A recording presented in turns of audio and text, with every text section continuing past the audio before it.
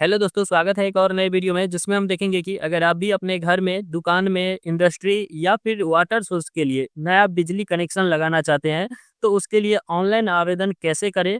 देखेंगे हम आज इन्हीं का पूरा प्रोसेस। तो वीडियो के एंड तक बने रहें और अगर आप अभी तक हमारे इस चैनल को सब्सक्राइब नहीं किए हैं तो प्लीज़ हमारे चैनल को जरूर सब्सक्राइब कर लें। तो चलिए शुरू करते हैं। सबसे पहले हम गूगल क्रोम पे nbpdcl.co.in टाइप करके सर्च कर लेंगे तो यहाँ north Bihar power distribution company limited government of Bihar का जो ऑफिशियल वेबसाइट है इसके होम पेज पे आ जाएंगे। अब इस वेबसाइट का डायरेक्ट लिंक हमने अपने इस वीडियो के डिस्क्रिप्शन बॉक्स में भी दे दिए हैं, तो आप वहां जाकर डायरेक्ट लिंक पर क्लिक करके भी इस वेबसाइट पे विजिट कर सकते हैं। अब हम यह प्रोसेस केवल बिहार के लिए ही दिखाना चाहते हैं, तो आप केवल बिहार में ही यह प्रोसेस ट्राई कर सकते हैं क्योंकि यह बिहार का ऑफिशियल वेबसाइट है। अब इसके होम पेज पे आ जाएंगे तो यहाँ देखिए कि लेफ्ट साइड वाले कॉलम में यहाँ ऑनलाइन न्यू कनेक्शन का जो ऑप्शन दिया गया है, ऑनलाइन कंप्लेन के बाद यहाँ पे देखिए कि न्यू कनेक्शन गाइडलाइन दी गई है और यहाँ नीचे में न्यू सर्विस कनेक्शन दिया गया है। नया बिजली कनेक्शन लेने के लिए इस पे क्लिक करेंगे। इस पे क्लिक करते हैं तो यहाँ फॉर्म फिल करने के लिए आ जाएगा। यहाँ सबसे पहले आपको मोबाइल नंबर फिल करनी है। यहाँ पे जो मोबाइल नंबर फिल करेंगे, याद रहे कि आपका मोबाइल नंबर मौजूद होना चाहिए क्योंकि उसमें ओटीपी जाएगा और प्लस जब आपका वेरिफिकेशन होगा तो उसी मोबाइल नंबर के माध्यम से होगा, उसी मोबाइल नंबर पे आपसे कॉन्टेक्ट किया जाएगा, तो आपको वही मोबाइल नंबर देना है। यहाँ पे मोबाइल नंबर फिल कर लेंगे। यहाँ से आप अपना डिस्ट्रिक्ट सेलेक्ट करेंगे और यहाँ जनरेट ओटीपी पे क्लिक करेंगे। अब यहाँ आप देख पाते हैं कि न्यू कनेक्शन का इंटरफेस खुल के आ गया है। अब यहाँ सबसे ऊपर में ही mandatory field please upload all document JPEG format में आपको जो भी डॉक्यूमेंट अपलोड करना है वह जेपीईजी फॉर्मेट में ही अपलोड करना है। उसके बाद यहाँ पे देखिए कि कनेक्शन टाइप यहाँ पे बताया गया है। यहाँ डोमेस्टिक, अगर आप घर के लिए लेना चाहते हैं बिजली कनेक्शन तो यहाँ आप डोमेस्टिक को सेलेक्ट करेंगे। कोई इंडस्ट्री के लिए लेना चाहते हैं तो इसको, या आप दुकान के लिए लेना चाहते हैं किसी दुकान के लिए या अपने ही दुकान के लिए तो यहाँ पे कमर्शियल को सेलेक्ट करेंगे। अगर हर घर नल के लिए लेना चाहते हैं तो यहाँ इसको सेलेक्ट करते हैं और पब्लिक वाटर वर्क के लिए लेना चाहते हैं तो यहाँ पे आप इसको सेलेक्ट करते हैं। अगर आप दुकान के लिए लेना चाहते हैं तो यहाँ चलिए हम कमर्शियल को सेलेक्ट कर लेंगे और यहाँ पे आपके मोबाइल, आप जो मोबाइल दिए नंबर दिए हैं उस पर ओटीपी जाएगा, यहाँ पे ओटीपी फिल कर लेंगे और यहाँ कनेक्शन डिटेल्स में यहाँ एलटी को सेलेक्ट करेंगे। एक ही सेलेक्ट करने के लिए आएगा, यहाँ इसको सेलेक्ट कर लेंगे। यहाँ देखिए कि मोबाइल नंबर फिल है क्योंकि आप तो वहाँ पे फिल किए थे। अब यहाँ आप अपना ईमेल आईडी फिल कर लेंगे। यह मैंडेटरी नहीं है, इसको ऐसे खाली भी छोड़ सकते हैं। अब यहाँ एड्रेस डिटेल्स फिल करने के लिए आएगा। यहाँ पे आप अपना हाउस नंबर फिल करेंगे। अगर आप ग्रामीण क्षेत्र से हैं तो यहाँ पे आप अपना वार्ड नंबर फिल कर सकते हैं। यहाँ स्ट्रीट यानी कि गली नंबर फिल करेंगे। अगर आप ग्रामीण क्षेत्र से हैं यहाँ पे हाईली लोकेशन जो भी होगा आपका, जैसे घर के बगल में या दुकान के बगल में आपका कोई स्कूल या कॉलेज या फिर मंदिर मस्जिद वगैरह सब है तो उसको यहाँ पे बताएंगे। उसके बाद यहाँ एड्रेस लाइन 1 में विलेज को फिल करेंगे, एड्रेस लाइन 2 में पोस्ट और यहाँ पे पीएस कुछ इस प्रकार से फिल कर लेंगे। स्क्रॉल करके नीचे आएंगे तो यहाँ सिटी में आप अपने डिस्ट्रिक्ट का नेम फिल करेंगे और यहाँ अपने एरिया का पिन कोड फिल कर लेंगे। अब यहाँ पे डिस्ट्रिक्ट, यहाँ देखिए कि ऑटो सेलेक्ट है। यहाँ पे आप अपना ब्लॉक जो भी आपका अंचल होगा उसको यहाँ पे सेलेक्ट करेंगे। जैसे ही ब्लॉक को सेलेक्ट करते हैं तो यहाँ पे पंचायत सेलेक्ट करने के लिए आएगा।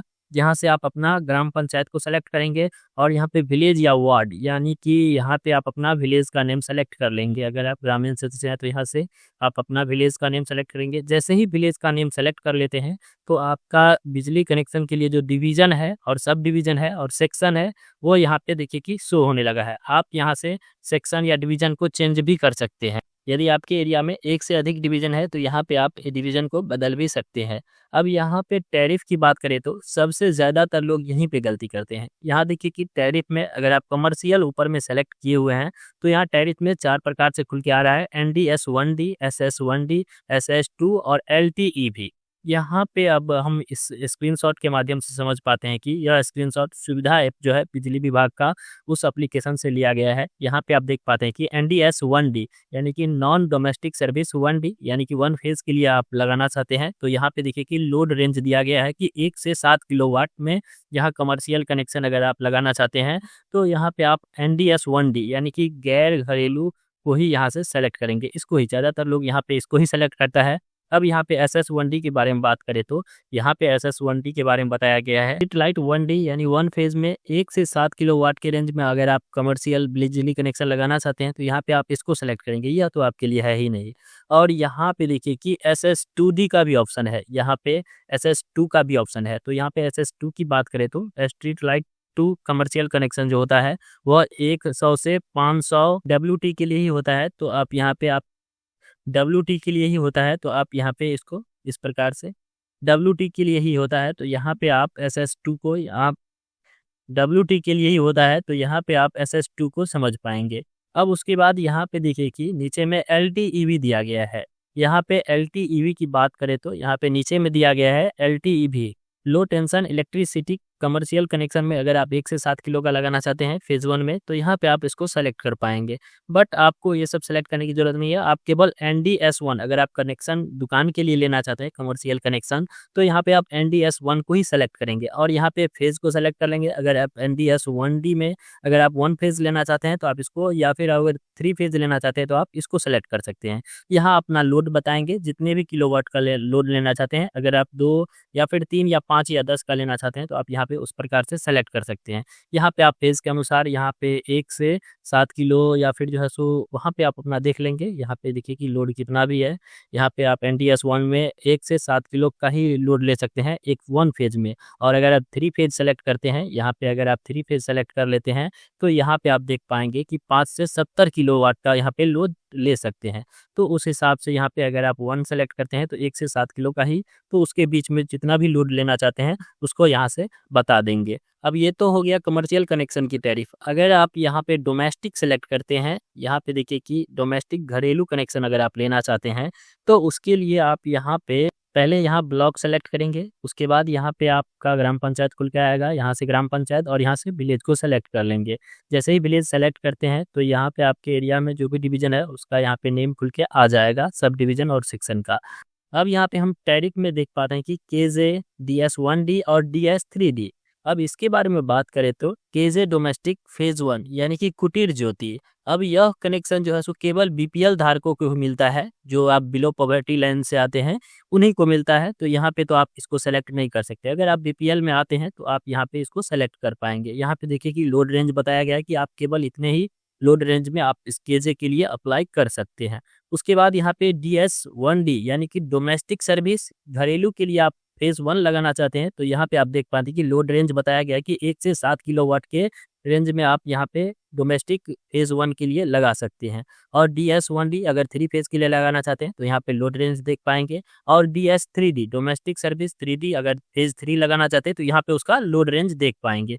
तो यहाँ पे आप अपने लोड के हिसाब से, अगर आप 1 से 7 किलो वाट के रेंज में ही लोड रखना चाहते हैं तो यहाँ पे आप DS1D को ही सेलेक्ट करेंगे। ज़्यादातर लोग यहाँ पे इसी को सेलेक्ट करते हैं और यहाँ पे फेज़ अपने हिसाब से जो जितना भी लोड रखना चाहते हैं, तो यहाँ पे जैसे 1 किलोवाट का यहाँ पे फेज़ 1 फेज़ रखते हैं तो यहाँ पे आप देख पाते हैं कि फेज़ 1 रखते हैं तो यहाँ पे DS1D में फेज़ 1 रखते हैं तो यहाँ पे लोड 1 से 7 किलोवाट के रेंज में ही यहाँ पे लोड को फिल करेंगे। जैसे अगर आप 1 से 7 के बीच में कुछ भी, जैसे 4, 5, 6, 7, 3, 2 जो भी फिल करना चाहते हैं उसको यहाँ पे फिल कर पाएँगे।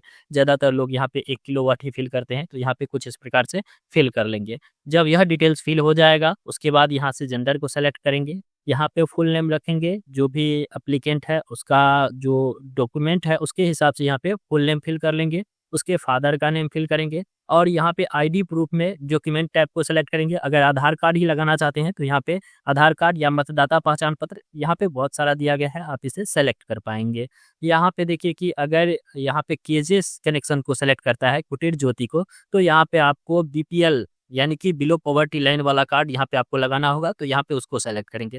वरना आप यहाँ पे अगर आप DS1D या DS3D को सेलेक्ट करते हैं तो यहाँ पे आप उस प्रकार से जो भी डॉक्यूमेंट लगाना चाहते हैं उसको यहाँ से सेलेक्ट कर लेंगे। अगर यहाँ पे आधार कार्ड को सेलेक्ट किए हैं तो यहाँ पे आधार कार्ड का जो बैक और फ्रंट साइड का छाया पड़ती है उसका JPEG फॉर्मेट में ही यहाँ पे अपलोड कर देंगे, जो 500 KB से कम का साइज में हो, यहाँ पे उसको अपलोड करेंगे। उसके बाद यहाँ डॉक्यूमेंट एड्रेस के लिए आप यहाँ पे जो भी एड्रेस प्रूफ लगाना चाहते हैं, आधार कार्ड ही लगाना चाहते हैं तो आधार कार्ड का ही सेलेक्ट कर लेंगे और यहाँ पे आधार कार्ड के फ्रंट साइड का JPEG फॉर्मेट में ही उसको अपलोड करेंगे और यहाँ पे बैक साइड का जो है उसको यहाँ पे अपलोड कर लेंगे। उसके बाद यहाँ पे एप्लीकेंट का फोटो, पासपोर्ट साइज का जो फोटो होता है JPEG फॉर्मेट में ही उसको यहाँ पे अपलोड करेंगे और यहाँ पे photo of ownership, first page of lease deed या रेंट एग्रीमेंट अदरवाइज, यहाँ पे आप जो है सो आप एप्लीकेंट का जो भी जमीन का पेपर है या फिर लीज डीड है या फिर रेंट एग्रीमेंट है उसको अपलोड करेंगे। यहाँ पे डॉक्यूमेंट 1 में फर्स्ट पेज का